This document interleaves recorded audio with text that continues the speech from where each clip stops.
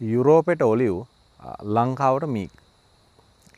මෙතෙක් කිසිම කෙනෙක් රාජ්‍ය නායකයෙක් කුසිකර්ම ඇමති කෙනෙකු ඇහැස නොගැටුණු ගහක් තමයි මේ මීක් ගහ කියලා කියන්නේ.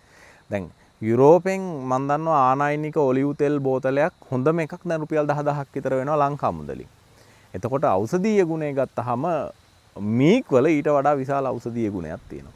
පුංචි කාලේ අත්දැකීමක් තියෙනවා මේ මීක් හා සම්බන්ධව. ගෙදර හිටපු පුංචි බලු කුක්කගේ කොන්ද කැඩෙනවා මේ ට්‍රැක්ටර් එකකට අහුවෙලා. තාත්තා කරන්නේ ගෙදර තියෙන මීක් තෙල් බෝතලේ අරගෙන සතියක් අර කොන්දේ අත ගන්න එක විතරයි. බල්ලා නැගිටිනවා කිසි අවුලක් නැහැ. ලෙඩේ කොහින් ගියාද නැහැ. සත්තුන්ට විතරක් නෙමෙයි අතීතයේ ඉඳන්ම මිනිස්සුන්ටත් වෙදකම් කරන්න ලංකාවේ මේ මීක් තෙල් පාවිච්චි කරා. එතකොට ගමේ ගොඩේ නම් දන්නවා වම්බටු කෑවහම වාත අමාරු වෙනවා. කකුල් වල වේදනාවක් එනවා. හැබැයි වම්බටු මීක් තෙල් පාවිච්චි කරලා උයලා කෑවොත් ඔය වාත අමාරු කකුල් කැක්කුම් මොකක්වත් එන්නේ නැහැ. පැහැදිලි ඖෂධයක්. එතකොට මේ රටේ මේක වාණිජ භෝගයක් විදිහට සංවර්ධනය කරලා දැන් මේකේ තියෙන ප්‍රශ්න තියෙනවා මේ මීක් ගස්වල අපිට හැමතැනම හිටවන්න බෑ මහ විශාලව හැදෙනවා. ඕවට ලෝකෙ විසඳුම් හොයාගෙන තියෙනවා මේවා මිටි කරන්න පුළුවන්.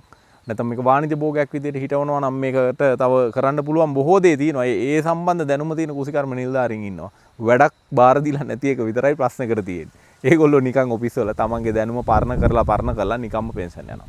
ඒ මිනිසුන්ගෙන් අද වෙනකන් හරියට වැඩක් කරන්නේ නැහැ. ඉතින් අපිට පුළුවන් දේ බලයක් නැතුව කරන්න පුළුවන් දේවල් මේ රටේ මිනිසුන්ට අනන්තවත් තියෙනවා. ඉතින් ඒක කරලා ඉන්න ඕනේ ඉස්සල්ලාම. ඉතින් ඒ වෙනුවෙන් මේ මීක් පැල ලක්ෂ ගාණක් අපි හිටවන ව්‍යාපෘතියක් ක්‍රියාත්මක කරන්න යනවා. මේක කරන්න සල්ලි ඕනේ නැහැ. මේක කරන්න ඕනේ අපේ ගම්වල මිනිස්සු ටික අවදි කරගත්තාම ඇති. පන්සල් වල ස්වාමින් වහන්සේලා ටික දැන් අවදි වෙන්න කාලේ හරි. උන්වහන්සේලා ටික මේ වැඩේට බැස්සනම්, පූජ්‍ය පක්ෂයේ වැඩේට බැස්සනම්, තව අපේ පල්ලිවල ෆාදර්ස්ලාට මේ වැඩේ කරන්න පුළුවන්.